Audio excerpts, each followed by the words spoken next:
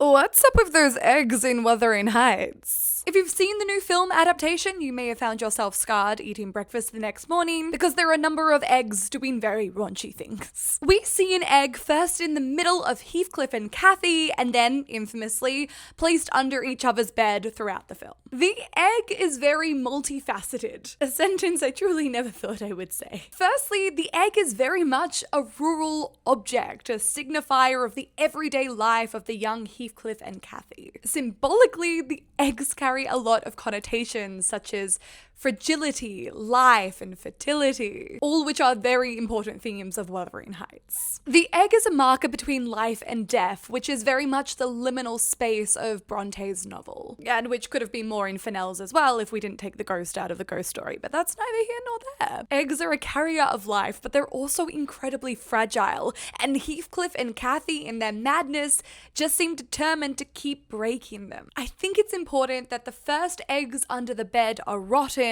whereas the second eggs on the bed still look vaguely edible, though I cannot recommend against this enough. In this second instance, we now know that Catherine is pregnant. Those good eggs are very much representative of her now fertile state. Now, if you've ever dealt with a baby-making body, it's likely you've had to Google once or twice why your discharge looks the way it does. And the most common way it's explained to us is through the comparison of egg yolks. As very helpfully demonstrated by Mr. Jacob Elordi, the consistency of the egg yolk is often similar to the consistency of other things that secrete from the body. The egg very explicitly becomes this very transgressive play between the lines of innocence and sexuality. And I think very importantly, also this issue of inheritance and intimacy. This plays out later in the film when Heathcliff wants to know if Catherine's unborn child is his, and if the movie was allowed to continue into the second half of the book,